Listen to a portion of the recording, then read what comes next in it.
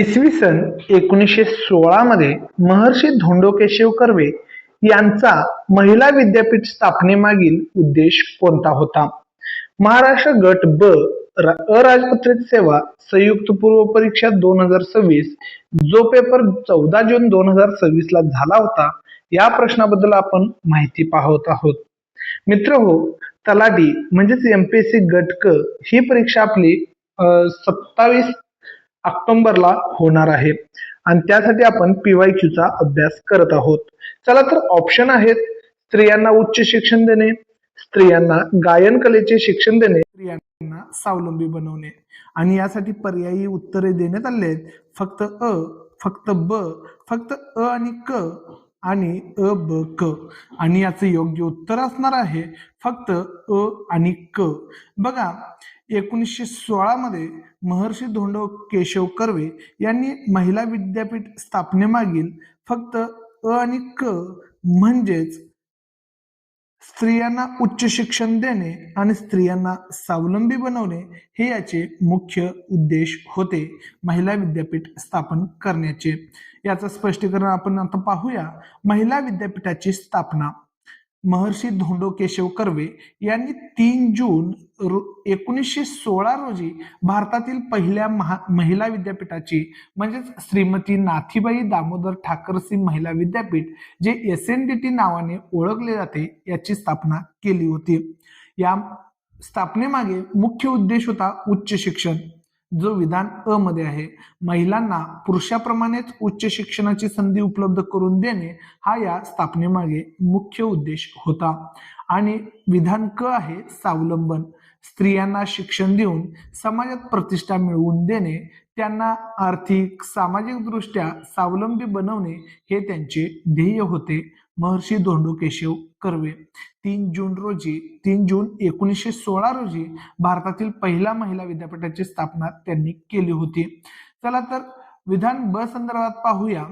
विधान ब संदर्भात सकारात्मक विचार करायला गेलं तर गायन कला किंवा विशिष्ट कला प्रकार शिकवणे हा या विद्यापीठ स्थापनेचा मुख्य किंवा स्वतंत्र असा उद्देश नव्हता.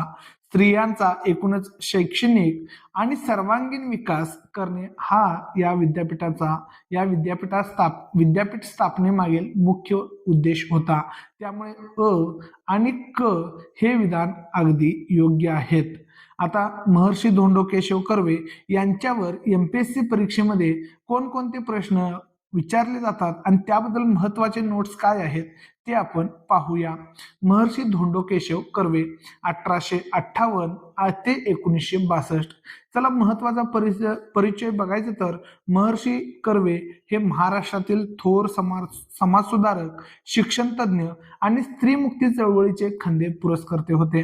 त्यांनी संपूर्ण आयुष्य महिला शिक्षण आणि विधवा पुनर्विवाहासाठी अर्पण केले. वैयक्तिक माहितीबद्दल बोलायचं तर त्यांचा जन्म 18 एप्रिल 1858 रोजी शेरावली, जिल्हा रत्नागिरी येथे झाला. तर मृत्यू 9 नोव्हेंबर 1962 ला. वयाच्या 90हून अधिक वर्ष हे जगलेले दुर्मिळ असे समाजसुधारक होते. तब्बल 104 वर्ष त्यांनी आयुष्य जगलेलं आहे. तर 9 नोव्हेंबर 1962 रोजी त्यांचा मृत्यू झालेला आहे. शिक्षण पाहायला गेलं तर BA गणित विषयात त्यांनी BA पूर्ण केलेलं होतं फर्ग्युसन कॉलेज पुणे येथे आणि गणिताचे प्राध्यापक म्हणून त्यांनी काम केलेलं आहे फर्ग्युसन कॉलेज पुणे येथे. गोपाळ गणेश आगरकर, न्यायमूर्ती रानडे यांच्या विचारांचा त्यांच्यावर मोठा प्रभाव होता. गोपाळ गणेश आगरकर आणि न्यायमूर्ती रानडे. चला आता आपण पाहूया महत्वाच्या संस्था आणि त्यांची स्थापना जे महर्षी धोंडो केशव कर्वे यांनी केलेले होते. वर्ष आहे 1893.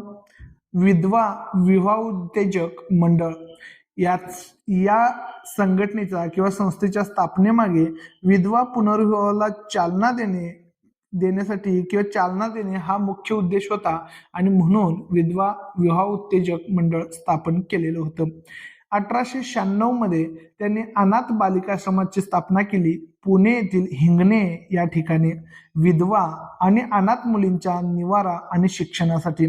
तर 1907 मध्ये महिला विद्यालय स्थापन केलेलं आहे आणि महिलांना आत्मनिर्भर बनवण्यासाठी शिक्षणाची सोय त्यांनी केलेली आहे. 1910 मध्ये निष्काम कर्मठ मठ आणि याचा उद्देश आहे समाजसेवेसाठी पूर्ण वेळ समर्पित करणाऱ्या कार्यकर्त्यांची फळी तयार करण्यासाठी. त्यानंतर आहे 1916 साली पहिली महिला विद्यापीठ त्यांनी स्थापन केलेलं आहे. 3 जून 1916 ला जपानच्या महिला विद्यापीठाच्या धर्तीवर या विद्यापीठाची स्थापना झाली आहे आणि त्याचं नाव आहे SNDT, श्रीमती नाथाबाई दामोदरदास ठाकरसी विद्यापीठ असं याचं नाव आहे. तर 1936 मध्ये महाराष्ट्र ग्राम प्राथमिक शिक्षण मंडळाची स्थापना त्यांनी केली. ग्रामीण भागात प्राथमिक शिक्षणाचा प्रसार करण्यासाठी याची स्थापना करण्यात आली होती. 1944 मध्ये समता संघ स्थापन करण्यात आला. जातीभेद आणि अस्पृश्यता निर्मूलनासाठी समता संघ निर्माण करण्यात आला होता. चला तर पाहूया SNDT महिला विद्यापीठाबद्दलची जी विशेष नोंद आहे त्याबद्दल. तर SNDT महिला विद्यापीठाची स्थापना महर्षी कर्वे यांनी 1916 ला केली होती, या साली केली होती आणि पुणे येथे या महिला विद्यापीठाची स्थापना झाली होती. याचं नामकरण उद्योगपती सर विठ्ठलदास ठाकरसी यांनी आपल्या आईच्या श्रीमती नाथीबाई यांच्या स्मरणार्थ या विद्यापीठाला 15 लाख रुपयाची देणगी देऊन केली होती आणि विद्यापीठाचे नाव SNDT म्हणजे श्रीमती नाथीबाई दामोदर ठाकरसी महाविद्यापीठ किंवा महिला विद्यापीठ असे ठेवण्यात आले होते. विशेषतः भारतातील तसेच दक्षिण आशियातील हे पहिले महिला विद्यापीठ होते. जपानच्या धर्तीवर, जपान येथे महिला विद्यापीठ होते, त्याच्या धर्तीवर महर्षी धोंडो केशव कर्वे यांनी पुणे येथे महिला विद्यापीठाची स्थापना केली होती. कृतज्ञता आणि सामाजिक वस्तुस्थितीबद्दल बोलायचं तर समाज सुधारणा केवळ शब्दात न ठेवता त्यांनी आनंदीबाई म्हणजेच गोदूबाई या विधवेशी 1893 मध्ये पुनर्विवाह केला होता. आनंदीबाई या पंडिता रमाबाईंच्या शारदा सदन मधील पहिल्या विद्यार्थिनी होत्या. आत्मचरित्र पाहिलं तर त्यांनी आत्मवृत्त म्हणजे लुकिंग बॅक नावाचं हे आत्मचरित्र लिहिलेलं आहे 1915 साली. जर मिळवलेले सन्मान किंवा पुरस्कार पाहिल्यास भारतरत्न हे त्यांना पुरस्कार मिळालेला आहे, जो भारतातील सर्वोच्च पुरस्कार आहे आणि 1958 साली त्यांना दिलेला आहे. जन्मशताब्दीच्या 100व्या वाढदिवसाच्या प्रसंगी भारत सरकारने त्यांना भारतरत्न हा सर्वोच्च नागरी पुरस्कार देऊन सन्मानित केलं. पद्मविभूषण 1955 ला देण्यात आलेला आहे भारत सरकारकडून. तर डॉक्टरेट ही पदवी म्हणजेच D.Litt ही पदवी त्यांना मिळालेली आहे. त्यामध्ये SNDT विद्यापीठामध्ये 1936 साली D.Litt पदवी मिळाली. बनारस हिंदू विद्यापीठ 1942 ला, तर पुणे विद्यापीठ 1951 ला, मुंबई विद्यापीठ 1957 ला असं डॉक्टरेट पदव्या त्यांना 4 मिळालेल्या आहेत. तुम्हाला ही माहिती कशी वाटली ही कमेंटमध्ये नक्की सांगायचं आहे.